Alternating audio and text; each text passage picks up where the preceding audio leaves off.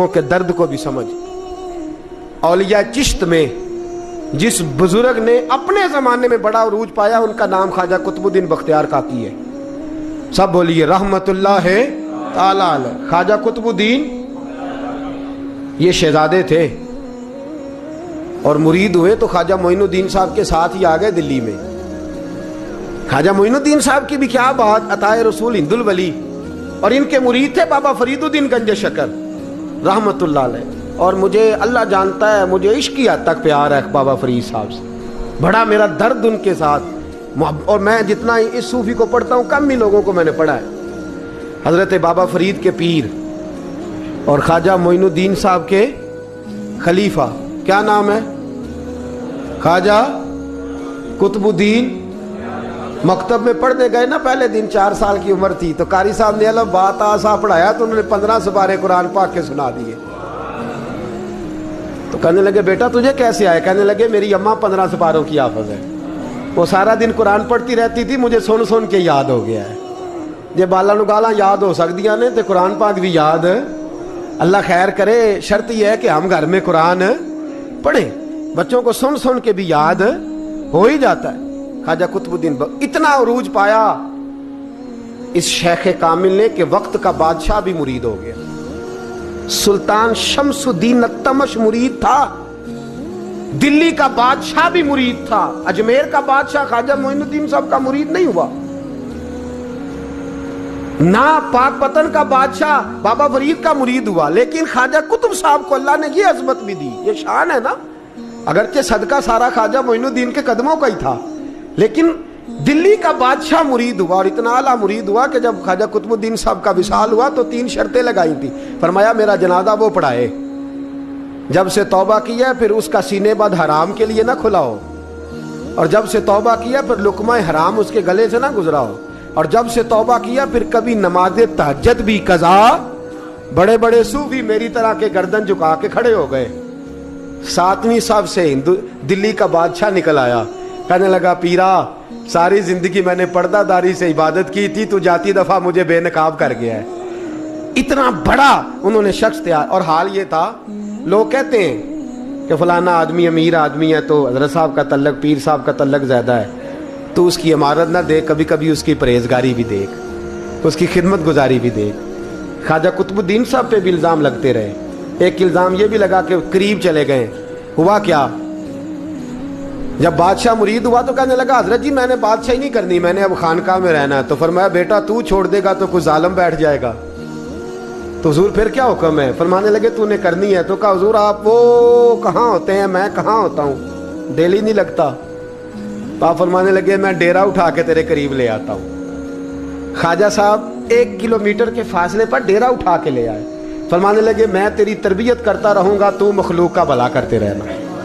صلی اللہ علیہ، تو حضور کی امت کا اللہ اکبر. وہ قریب. اس وقت بھی لوگوں نے بڑی باتیں کی کہ دیکھو جی بادشاہ تھا نا تو پیر صاحب بھی نیڑے آ گئے. لوگ دیکھتے نہیں کہ اصل بات کیا ہے. خیر وقت گزر گیا، بادشاہی مرید ہو گیا، تو پھر دلی سارے میں اسلام، اتنا عدل انصاف.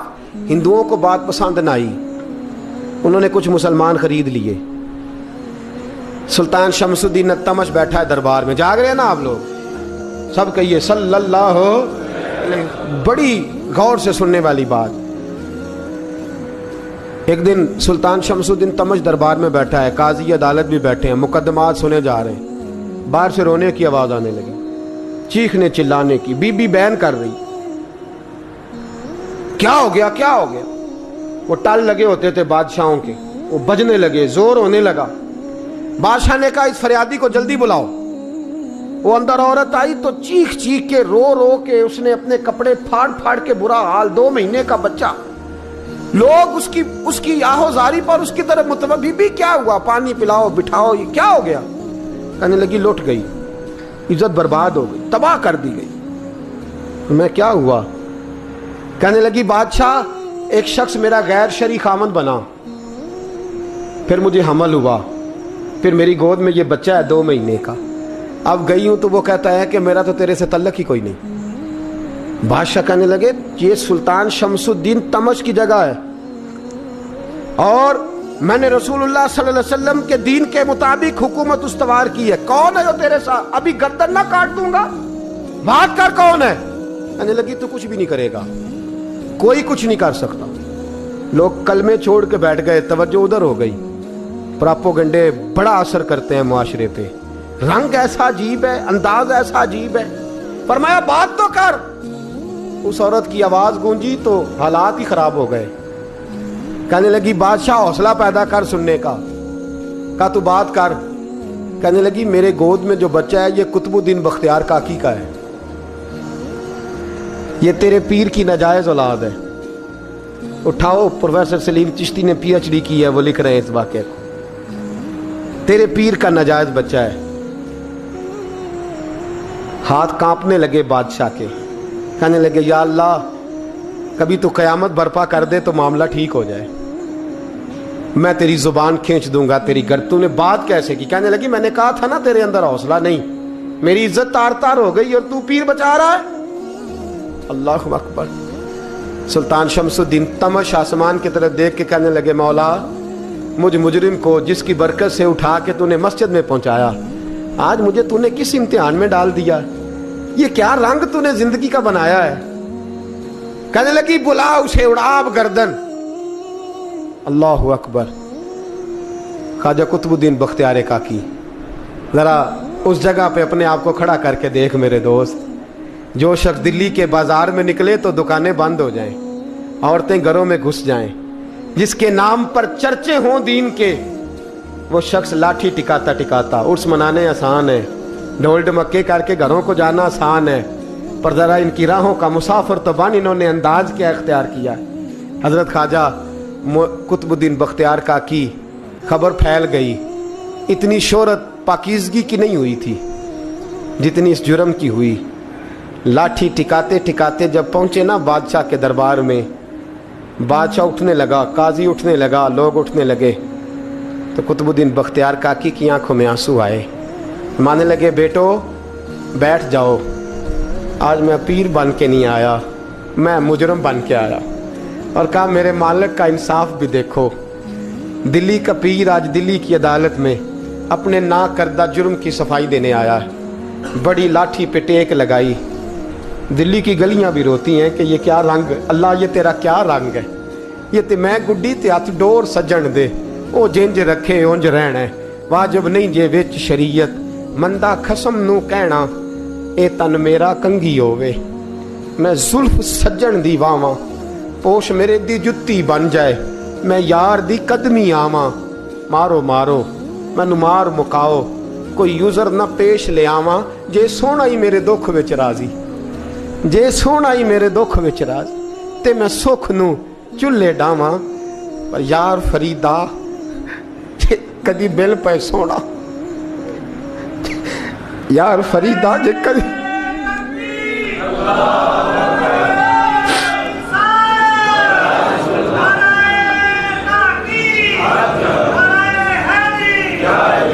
یہ کدی مل پہ سونا, بس انہوں رو رو حال سناواں. ٹیک لگائی ہے. کہنے لگی بی بی بول دے گواہی. کہنے لگی بی بی رب جانتا ہے, رب کا رسول جانتا ہے, پر میں تجھے نہیں جانتا, تو کون ہے؟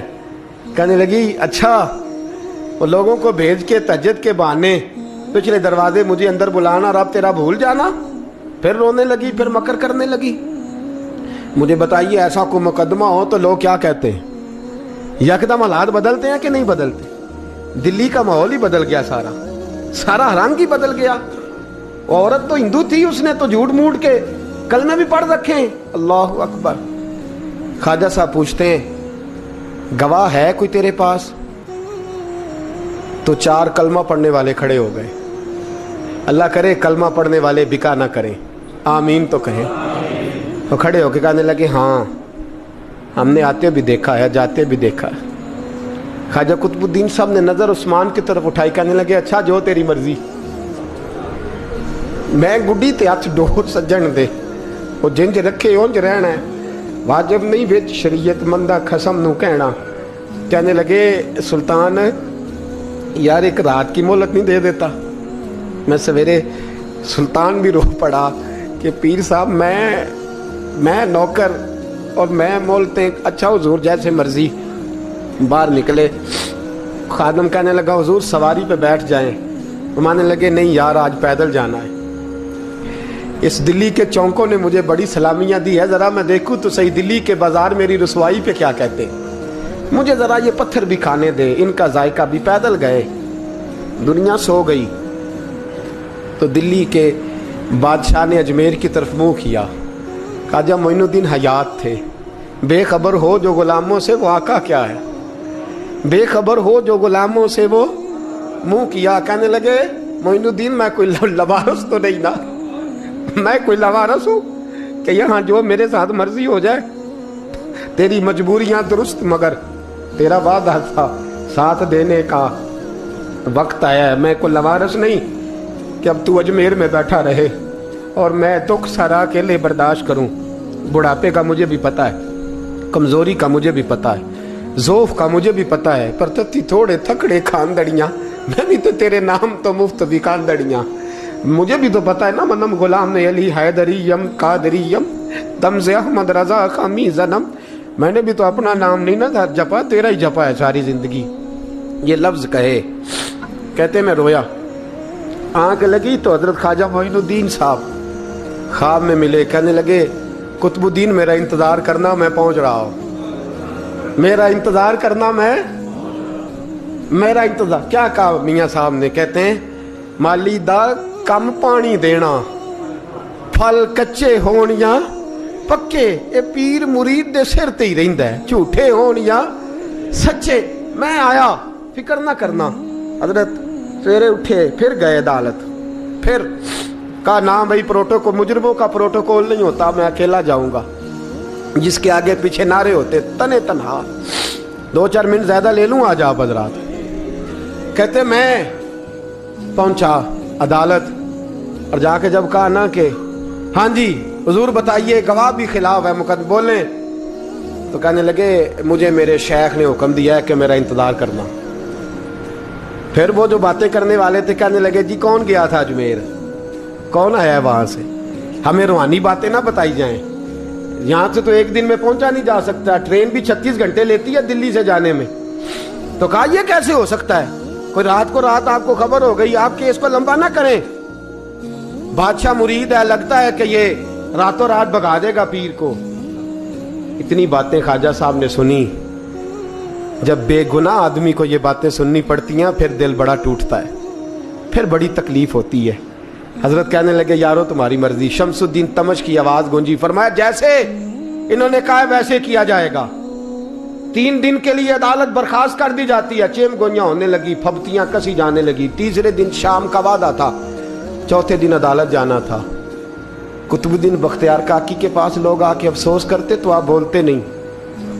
یہاں تو لوگ صفائیاں دیتے بولتے نہیں. فرماتے یار میں گڈی تے ہاتھ ڈور سجن دے, وہ جینج رکھے, میں اونج ہی رہنا ہے, جیسے اس کی مرضی ویسے. جیڑیاں گڈیاں آپ پہ اڈیاں ہو نہ چڑھن اونچائیاں, وہی گڈیاں اونچیاں اڈیاں جیڑیاں سائیاں آپ چڑھائیاں. فرمایا ٹھیک ہے جیسے وہ رکھے, میں راضی ہوں. اللہ اکبر. تیسرے دن کی مغرب کا وعدہ تھا.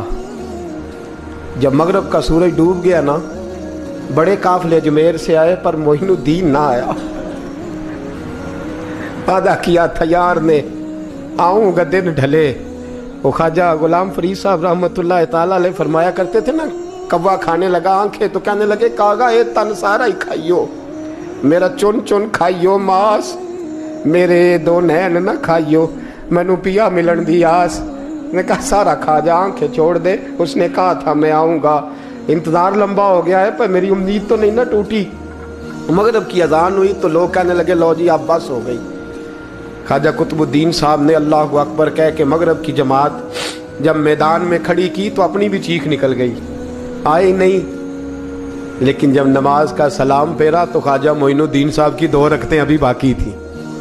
خواجہ صاحب پیچھے نماز پڑھ رہے ہیں, سلام پھیرا اور نماز کے بعد جب اٹھے نا تو خواجہ صاحب کے سینے کے سینہ لگا.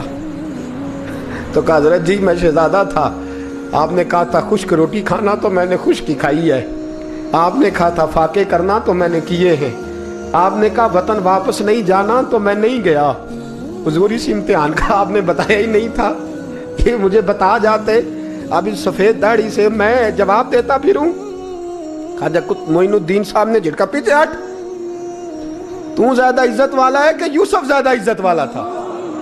तू ज्यादा मकाम वाला है कि आयशा ज्यादा मकाम वाली थी? चुप कर, ये कुछ सूफिया का तरीका है, चुप कर।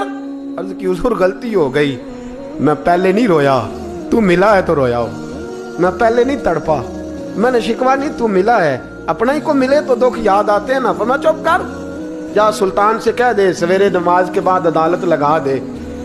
सवेरे जब अदालत लगी ना तो ख्वाजा मोइनुद्दीन साहब बाजू पकड़ा ख्वाजा कुतुब साहब का, निकले तो देखा लाइनें लगी हैं, मजमा लगा है, आंखों में आंसू आ गए। कहा हुजूर आप क्यों रोते हैं? फरमाया मेरा दिल था लोग मेरे कुतुब की शान देखने आए, ये कितने बदबख्त हैं, मेरे कुतुब की रुसवाई देखने आए, कितने नालायक हैं, रुसवाई देखने इतने आए हैं, शान देखने आते ही नहीं। अल्लाह अकबर। जब मैदान लगा ख्वाजा साहब पहुंचे, औरत को कहने लगी अल्लाह से डर जा, वक्त थोड़ा है, तू मर जाएगी। कहने लगी मुझे दास्ताने ना सुनाए। काजी साहब से कहने लगे काजी साहब आप हकीकत हाल से आगाह हैं, ख्याल करें। कहने लगे ख्वाजा साहब दलीलें ना दें, गवाह लाएं, बात ना करें। ख्वाजा साहब रहमतुल्लाह अलैह कहने लगे गवाहों को बुलाओ। गवाह आए तो ख्वाजा मोइनुद्दीन साहब ने नजर, तुम हो मेरे कुतुब पर, मेरे कुतुब के जुर्म के गवाह। उनकी जुबानें कांपने लगी, हाथ कांपने लगे, मैं बोलते क्यों नहीं? जब उनकी नजरें झुकी तो बादशाह कहने लगा अगर अब तुमने गवाही ना दी तो तुम्हें मैं मुजरम बना के 80-80 कोड़े मारूंगा। कहने लगा जी देखा है, जी देखा है हमने तहज्जुद के वक्त। जब सब गवाहियां पूरी हो गई, औरत भी तड़प रही है, रो रही है, 2 महीने का बच्चा गोद में है। अब बोलिए बोलिए, उलमाए ज़वाहिर भी खड़े हैं, हसद करने वाले जलने वाले भी खड़े हैं, हिंदू तो वैसे ही तालियां बजा रहे हैं।